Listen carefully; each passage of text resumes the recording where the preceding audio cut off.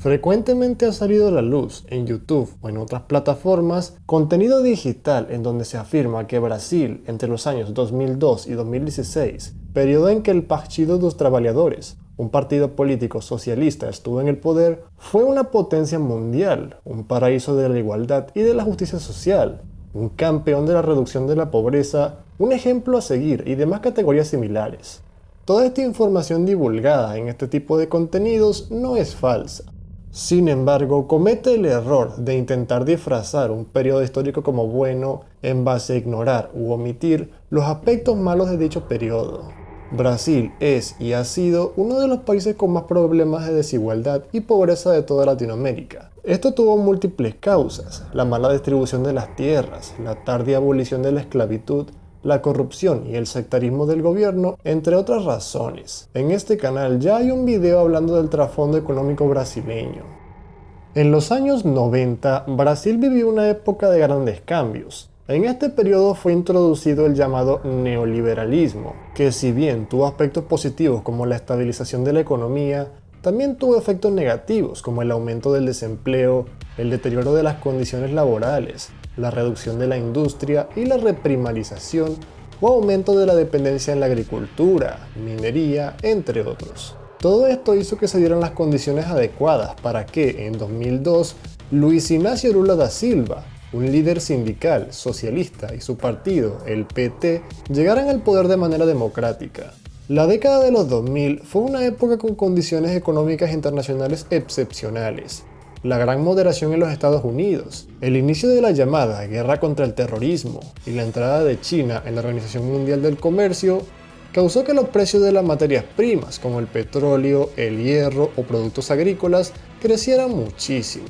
La reprimarización de Brasil, más el aumento de precios de materias primas, significó que el Estado brasileño comenzó a recibir una enorme cantidad de dinero. El presidente Lula comenzó su primer mandato con una serie de ambiciosos proyectos que financiaría con el aumento de precios de las materias primas. Creó Bolsa Familia, un programa de redistribución de ingresos en donde millones de brasileños de clase baja comenzaron a recibir un subsidio por parte del Estado para cubrir sus costes de vidas.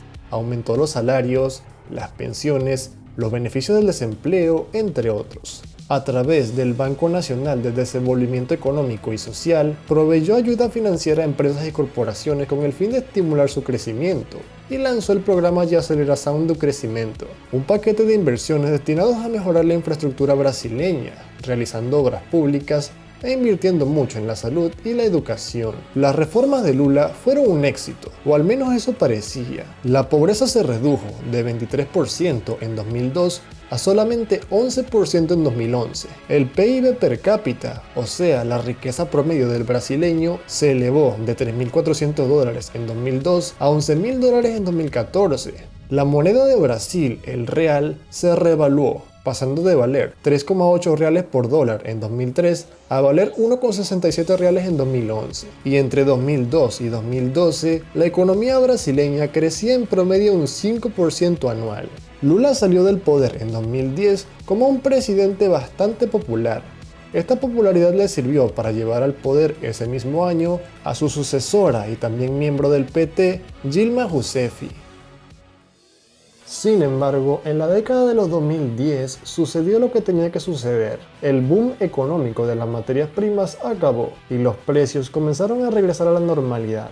Este fue el comienzo de la década perdida de Latinoamérica, y Brasil fue un país fuertemente golpeado por esta crisis. De un día para otro, Brasil dejó de tener suficiente dinero para costearse todos los ambiciosos programas que había comenzado hace algunos años, y el gobierno de Dilma Rousseff intentó controlar la situación con medidas de austeridad, recortes, controles de precios y subsidios. La pobreza subió de 11% en 2011 a 25% en 2016 y 21% en 2020. El PIB per cápita cayó de $11.000 en 2011 a $9.000 en 2016 y $7.000 en 2020. El real se devaluó, pasando de valer 1,67 reales por dólar en 2011 a valer 3,50 reales en 2016 y 5,40 reales en 2020. Además, es importante mencionar que la deuda pasó del 61% de toda la economía brasileña en 2011 al 78% en 2016 y casi el 100% en 2020. Por último, como el presidente Lula mantuvo en gran medida intacto el modelo neoliberal de los 90, ninguno de los problemas reales de Brasil, como la mala distribución de las tierras o la desindustrialización, fue realmente atacado.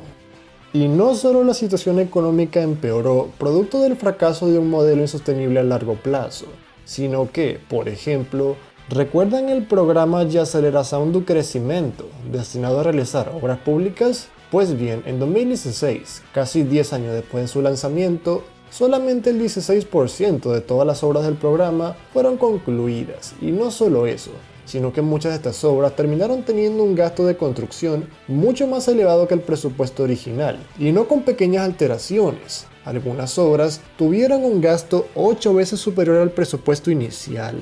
Dilma Rousseff y el PT cayeron del poder en 2016, producto de un juicio político que a su vez fue producto de escándalos de corrupción.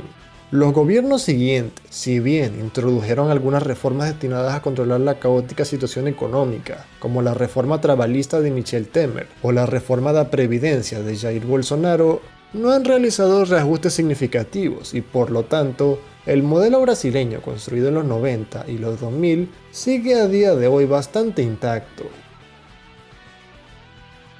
Si el video te gustó, por favor, dale like y suscríbete. Comparte este video con tus amigos y hasta la próxima.